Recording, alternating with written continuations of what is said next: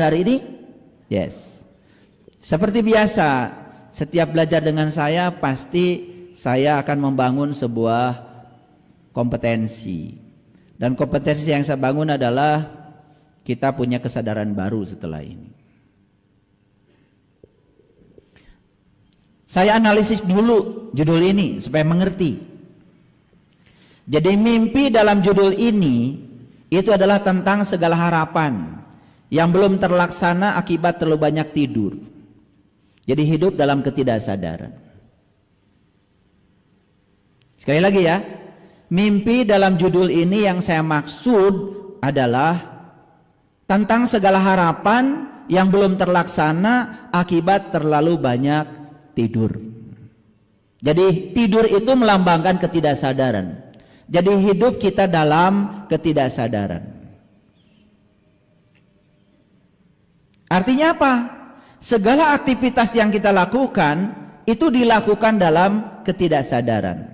Dan saya kasih tahu, apapun aktivitas yang dilakukan dalam ketidaksadaran itu sebetulnya adalah mimpi. Ulangi ya. Jangan dikira loh, sholat itu bisa jadi mimpi kalau dilakukan dalam ketidaksadaran.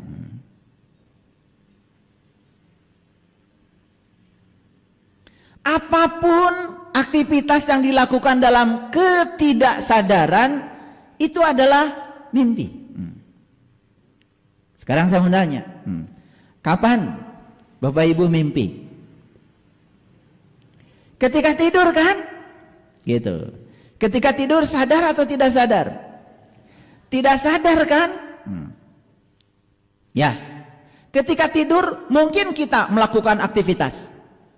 Mungkin. Tapi aktivitasnya aktivitas otak. Tubuh kita sih kelihatannya diam, tapi ininya bekerja terus. Makanya nanti saya jelaskan ya, mimpi secara saintifik, baik secara psikologi maupun secara spiritual nanti saya jelaskan. Hasilnya nanti kita akan tahu selama ini tidur kita beres apa tidak. Karena saya pastikan ya, orang yang ini ya, yang tidurnya gak beres, itu hidupnya pasti gak beres. Ini sudah ada rumusnya, sudah ketemu formulanya. Karena saya seorang peneliti, jadi saya sudah meneliti. Saya banyak sekali mendapatkan keluhan dari orang yang tidurnya gak beres. Ternyata hidupnya gak beres. Karena tidur yang berkualitas itu akan menentukan hidup yang berkualitas. Orang yang tidurnya tidak berkualitas, kinerja tubuhnya ketika melakukan aktivitas juga tidak produktif. Coba kalian kurang tidur, ngambang kan? Betul nggak?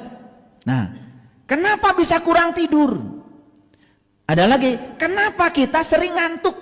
Nah, ngantuk itu dua macam. Satu, ngantuk karena kurang tidur. Yang kedua, ngantuk karena kebanyakan tidur. Saya curiga, ya curiga aja. Ini ngantuknya itu karena kebanyakan tidur. Kalau banyak tidur itu pasti banyak mimpi. Betul apa tidak? Jadi ulangi lagi ya. Segala aktivitas yang dilakukan dalam ketidaksadaran itu adalah mimpi. Mimpi itu artinya tidak nyata, alias ilusi.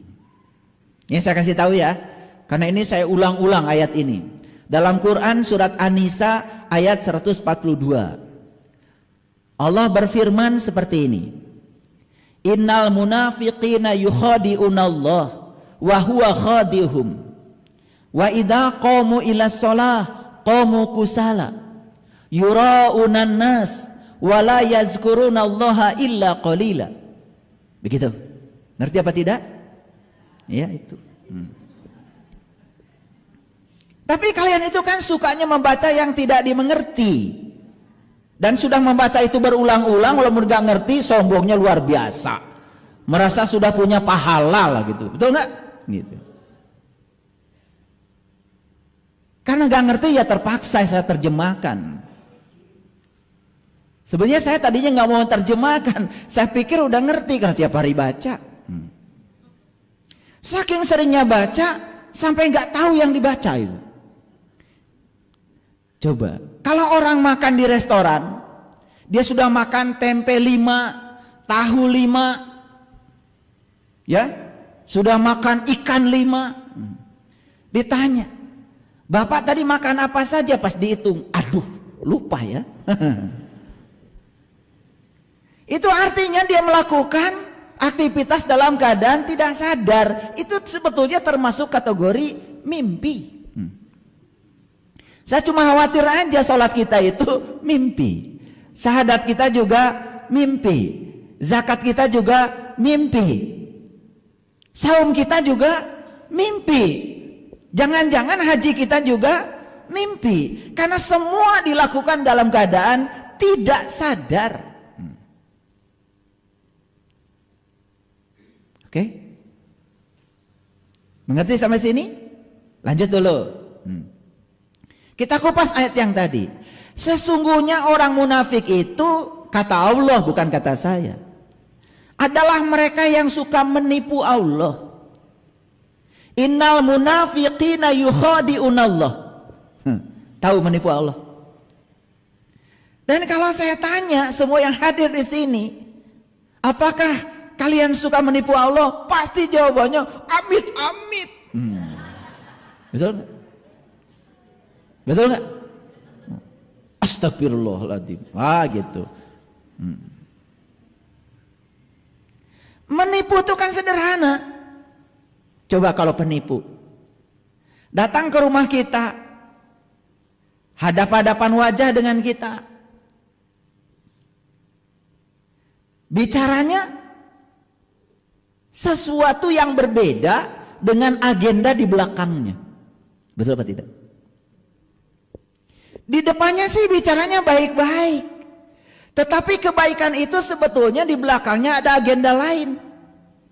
Jadi menipu itu seperti menghadap padahal tidak. Nah gitu sederhananya, supaya gampang, supaya nanti bisa membuktikan. Karena kalau nggak dibuktikan kan pasti akan menyangkal. Betul nggak?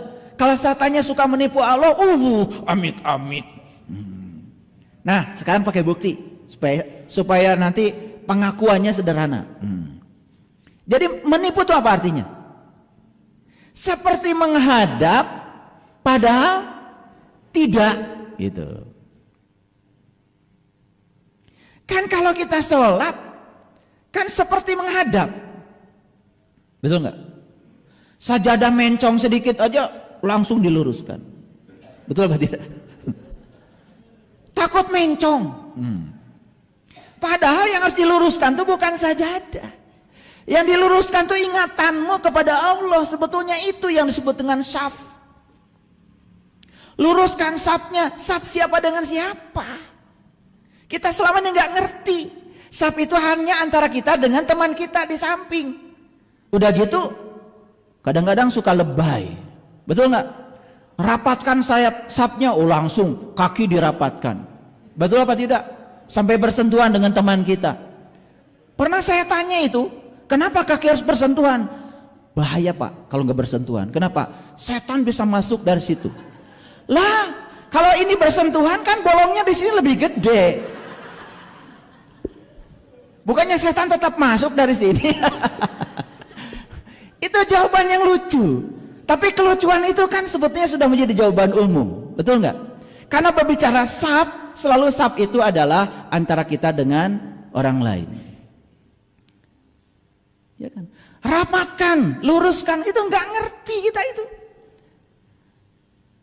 Sebetulnya jamaah yang sebenarnya itu antara kita dengan dia. Karena sholat sendiri kan artinya adalah penyatuan. Sholat itu artinya merasakan kehadirannya. Karena sholat itu bukan menyembah. Kalau sholat menyembah kan bahaya. Yang disembah dengan yang menyembah masih ada jarak. Sedangkan Allah mengatakan aku bersama kamu, lebih dekat kepadamu daripada uratnya di lehermu. Mau nyembah gimana lagi dia bersamamu? Bahkan mewujud menjadi napasmu. Bahkan dia tinggal di penglihatanmu, dia tinggal di pendengaranmu. Masih kurang bukti gitu? Coba lihat orang ketika berhenti bernafas. Walaupun punya mata tidak melihat lagi, punya telinga tidak mendengar lagi, dicocokin makanan apapun tidak merasakan lagi. Bukankah kita merasakan semua jenis makanan justru karena kehadiran dia? Nggak usah jauh-jauh belajar tauhid. Itu namanya belajar kesadaran. Makanya saya mau makan saja bisa menangis. Kenapa? Apa kira makanan yang dimakan itu sesuatu yang berbeda dengan diri kita? Tidak. Karena semua yang kita makan, energinya akan menyatu dalam tubuh kita. Materinya akan menyatu jadi darah kita, daging kita, tulang kita. Makanya hormati yang kita makan itu. Sekarang di piring, tapi sebentar dia akan berubah menjadi tubuh kita. Bukankah itu adalah calon tubuh kita? Makanya mau makan itu, hargai makanan itu. Cari makanan yang bagus, yang mewah. Jangan yang haram, jangan yang jelek. Hargai tubuhmu. Tubuh ini mahal. Pemberian Allah yang luar biasa. Pantaskan dirimu. Kasih baju yang bagus. Kasih sepatu yang bagus. Buat dirimu. Kasih yang terbaik. Kalau buat dirimu saja kamu memberi yang terjelek, bagaimana kamu bisa menjadi murah hati pada orang lain? Untuk diri sendiri saja pelit. Punya duit taruh di bank. Punya duit taruh di bawah bantal. Makan seadanya. Ya tubuhnya sakit, tubuh tidak dilayani, tubuh juga tidak akan melayani kita. Belum sampai jiwa kita diantarkan kepada tempatnya, tubuh ini sudah mogok, tidak layak pakai. Maka di usia muda, sang napas sudah tidak mau lagi masuk ke tubuhmu, gak layak pakai. Jantung sudah tidak berfungsi, paru-paru sudah tidak bisa mengubah karbon dioksida menjadi oksigen menjadi karbon dioksida. Darah sudah tidak mengalir lagi, sumbatan dalam tubuh banyak. Karena apa? Makan sembarangan. Saya kalau bicara begini pengen menangis. Kenapa? Saya memperhatikan begitu banyak orang yang punya tubuh yang luar biasa ini. Dia abaikan tubuhnya. Dia terus mengejar sesuatu yang hanya dalam mimpinya sendiri. Kita kembali lagi kepada tadi. Sesungguhnya orang munafik itu adalah orang yang suka menipu Allah. Menipu itu artinya apa? Seperti berhadapan tapi tidak. Mari kita jujur pada diri kita sendiri. Betul? Sajadah kita sudah diluruskan. Tapi begitu Allahu Akbar, barisan kita tidak rapat bersama Allah. Saf kita tidak lurus kepada Allah. Mencong-mencong. Itu yang tidak pernah kita urus. Masjid mencong sedikit saja keluarkan uang miliaran. Harus lurus. Itu aja yang diperbaiki. No. Allah mengatakan walillahil masyriqi wal maghrib fa aina ma tuwallu fasamma wajhullah. Aku meliputi timur dan barat, dan kemanapun kamu malingkan wajah, aku akan mendapatkan aku.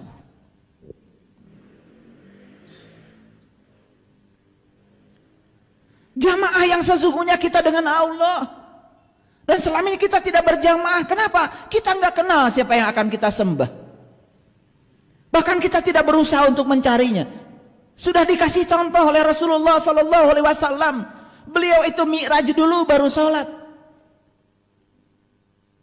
Jumpa dulu baru menyembah. Jumpa dulu baru bisa menyatu, menghadapkan wajah batinnya lurus kepada dia. Itu safnya tidak mencong. Kalau sudah lurus kepada dia, apa yang terjadi? Tidak ada celah antara kita dengan Allah. Makanya tidak mungkin ada setan. Setan itu apa sih? Setan itu masuknya bukan lewat kaki, bukan lewat sini. Setan itu masuk lewat pikiranmu. Setan itu masuknya di sini, di sini. Ketika sop kita tidak lurus, sop kita tidak rapat, setan masuknya di sini. Apa itu setan? Ketika sholat, kita memikirkan ini, memikirkan itu semuanya setan. Itu yang namanya tauhid, segala sesuatu selain Allah. Tetapi habis sholat sombong kita luar biasa. Rasanya sudah sholat, rasanya sudah menyembah dia.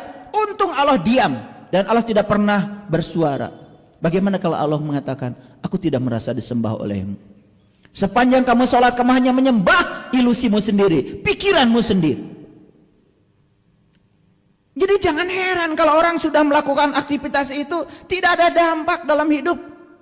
Gak ada dampak. Giliran marah-marah, giliran nyolot-nyolot, giliran membicarakan keburukan orang, lancar mulutnya. tidak ada yang mencegah dari dalam. Karena apa? Kesadarannya tidak tumbuh. Sholat sebagai sarana untuk mencegah perbuatan keji dan munkar sama sekali tidak berfungsi apa-apa. Karena sholat kita mimpi, dilakukan dalam ketidaksadaran. Saya nggak tahu. Saya kalau ditanya oleh tim, ayah, Selasa ini judulnya apa? Saya kalau ditanya begitu saya nggak bisa jawab. Ketika otak saya masih di beta, itu adalah otak saya, itu pikiran waras saya. Dan saya untuk memberi judul saja, saya harus masuk ke gelombang alfa. Begitu saya sudah masuk gelombang alfa, udah rileks, saya tidak punya kemelekatan, saya tidak sibuk dengan pikiran saya, judul ini muncul. Dan saya juga nggak tahu kenapa semua yang hadir hari ini harus mendengarkan ocehan saya ini. Ingat, kelihatannya saya yang sedang berbicara. Tapi setiap saya mau berbicara, menyampaikan pengalaman ini kepada semuanya, saya selalu mengkoneksikan diri saya kepada dia. Subhanaka la ilma lana illa ma 'allamtana innaka antal alimul hakim. Maha suci Engkau ya Allah. Sungguh aku tidak tahu apa-apa kecuali Engkau yang memberitahu. Saya tidak pernah berusaha menghafalkan untuk ceramah seperti tidak. Saya cuma duduk di sini. Bismillahi tawakkaltu ala Allah, la haula wala quwata illa billah. Ya Allah, silahkan. Aku diciptakan Engkau untuk menjadi kepanjangan tanganmu, menyampaikan cinta kasih-Mu. Jika ada yang hendak Engkau sampaikan kepada semua hamba-hamba-Mu yang Kau cintai, yang sedang memasangkan telinganya di tempat ini ataupun di tempat lain, karuniakanlah kepada mereka ya Allah. Karuniakanlah kepada mereka.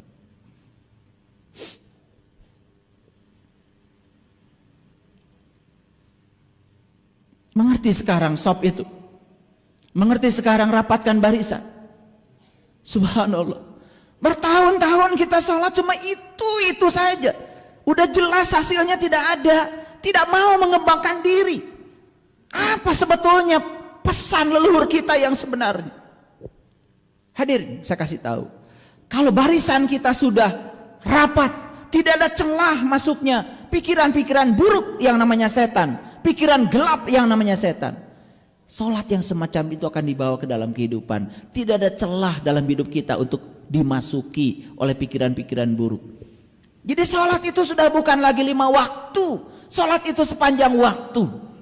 Itu yang disebut dengan walladzina hum fi sholatihim dhaimun. Itu sholat dhaim itu begitu. Makanya di masjid ini tidak ada batas suci di sana. Mungkin satu-satunya masjid yang tidak ada batas sucinya adalah masjid yang saya bangun ini. Kenapa? Saya khawatir kalau pakai batas suci, kalian cuma so suci aja di masjid, keluar dari sini melakukan tindakan yang buruk. Karena sucinya cuma di sini aja. Saya tidak batasi karena suci itu di sini, dimanapun. Kalau kita berkesadaran, kesucian itu akan selalu melekat.